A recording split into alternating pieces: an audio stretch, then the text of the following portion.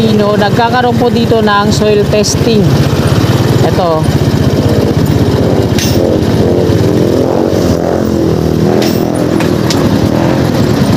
Yung soil testing na ginagawa dito ay malamang sa NSCR to, no?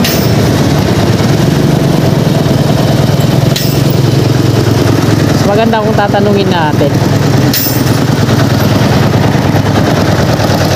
Idol, sa NSCR to? Sa NSCR, soil testing.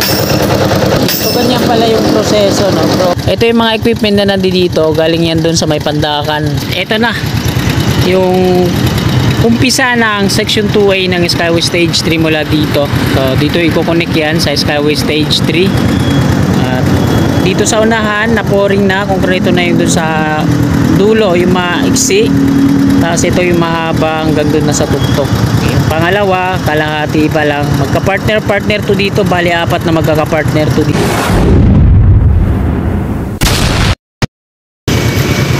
Magandang umaga po sa lahat.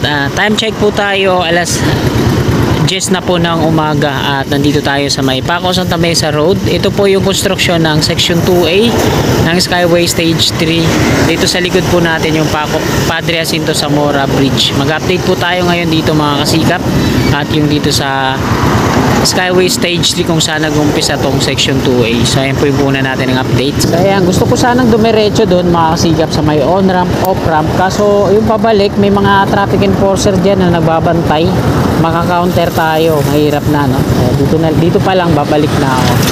Ito na lang muna yung kukunan natin. Ito yung sa kaliwa, yung dalawang rebar cage na nahuli dito. Ayan. Yung dun sa unahan, konkreto na yung kalahati, nakabalot na lang ng gunny bag. Tapos ito naman yung pangalawa, hindi pa na pouring. Yung mga partner niya dito sa kanan sa kabahayan. Ayan yung mga markings niyan. Bali, liliko na ako dito, di na ako didiretso doon. Baka ma-one way pa tayo. May mga traffic enforcer doon, nagbabantay. Dito sa kanan, ito yung barracks dati ng Dumduma Construction. At lumipat na sila doon sa unahan. Sa may Skyway Stage 3. Ang lalaki ng mga steel casing na to.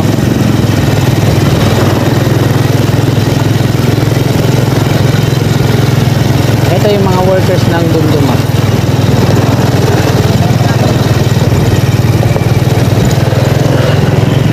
Nasa Padre Jacinto Zamora Bridge na po tayo.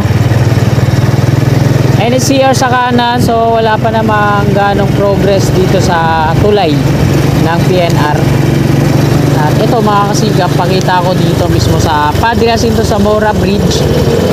Yung mga patungo ng Girino, nagkakaroon po dito ng soil testing. Ito.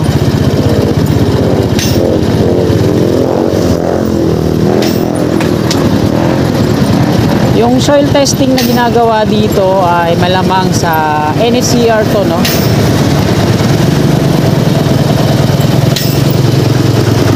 Maganda kung tatanungin natin. Idol, sa NSCR to? Sa NSCR, soil testing?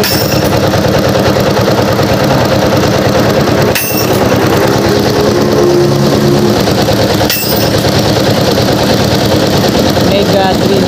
So ganyan pala yung proseso, no? Progreso para sa soil testing. Parang may binabaon silang pipe. Tubo.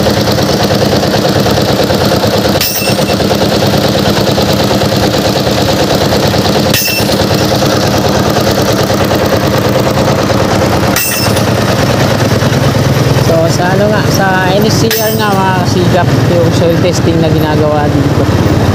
Tapos na sila sa kabila.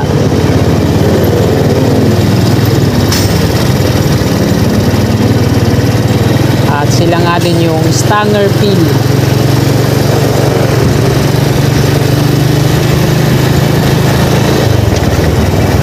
Dito naman sa loob, makikita natin na marami ng mga heavy equipment. Ayan, o. Excavator.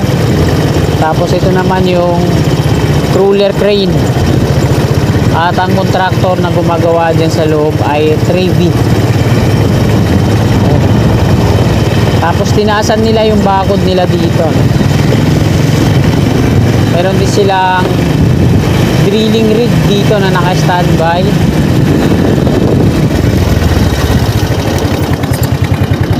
Ito yung mga equipment na nandito, galing yan dun sa may Pandakan. So nandito na sila, no?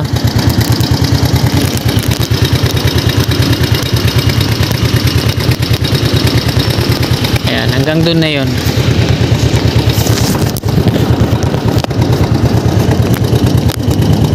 Ayan. Matras lang sila, no?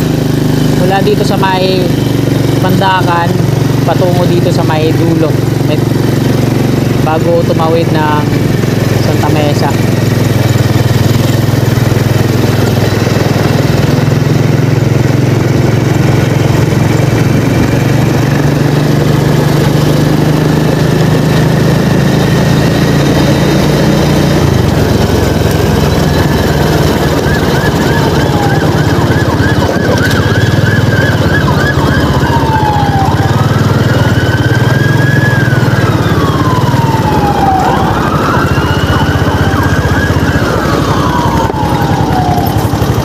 Dito naman tayo kukuha ng update. Ito na yung umpisa ng section 2A ng Skyway Stage 3 mula dito. So dito i-connect yan sa Skyway Stage 3. At dito sa unahan na-pouring na, konkreto na yung dun sa dulo, yung maiksi. Tapos ito yung mahaba hanggang dun na sa tuktok. Yung pangalawa, kalahati pa lang. Magka-partner to dito, bali 4 na magkaka-partner to dito, no? Hanggang dun sa dulo, nandun yung mga workers. Nagkakabit sila ng mga scaffolding. Ito yung mga GI pipe tsaka catwalk. Tapos naka-reserve na yung round concrete form na gagamitin. Tapos mga sa susunod na araw siguro ganito na yung maging itsura niyan, konkreto na. Double decker din ang gagawin nila dito. Karugtong po ito. At dito ang umpisa ng section 2A ng Skyway Stage 3 hanggang doon sa may PUP Santa Mesa kung saan ginagawa nila yung on-ramp, off-ramp. Ang kontraktor po na gumagawa dyan ay Dumduma Construction and Trading Corporation. Bali yung NLEX connector, natapos na nila yung viaduct hanggang dun sa mismong dulo nila. Kasi ang NLEX connector ay nag-uumpisa yan dun sa may C3 Caloocan hanggang PUP dun sa may Santa Mesa. At ito naman section 2A mula dito sa may Tomas Claudio to PUP. So dun sila maglilink. Yan. So ayan na po yung status ngayon dito mga kasikap.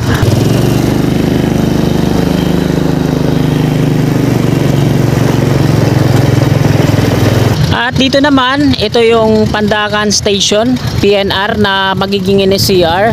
So ito na po yung status ngayon dito. Wala na akong mga workers wala tayong mga workers na makikita. Maliban dyan sa mga concrete rail sleeper sa kanan, tapos yung mga relays sa kaliwa. So ayan na yung update ngayon dito. May na-install na rin sila doon na file load test, tapos doon din sa unahan.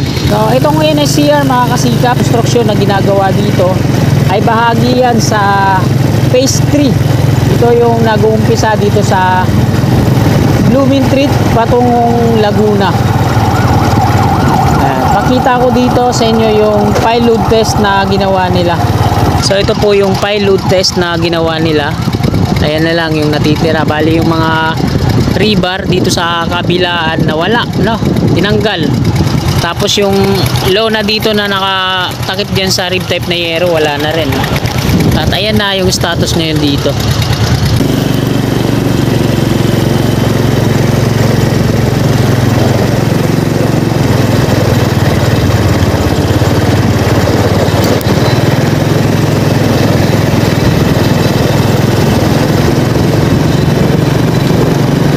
Kasalukuyan nandito tayo sa may flyover. Ito yung flyover na magiging NSCR din, ano? Ito yung madidemolish. Tapos yung karugtong niya doon din sa kabila sa unahan.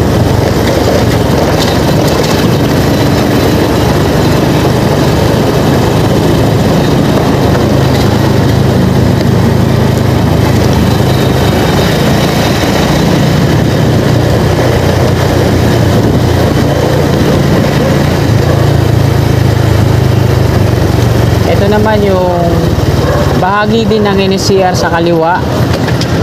Ito yung street patungong Santa Ana, Manila, diretso patungong Quirino Avenue. Bali dito sa kaliwa natin yung bahagi ng NSCR ay nagkaroon na rin sila dito ng file load test sa loob.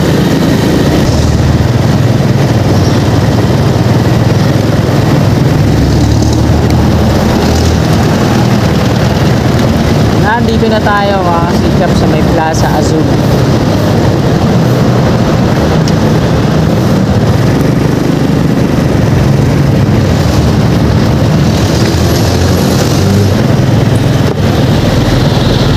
Nakikita natin dito sa Plaza Azul, tinampakan na ng mga sasakyan, mga nakaparking dito.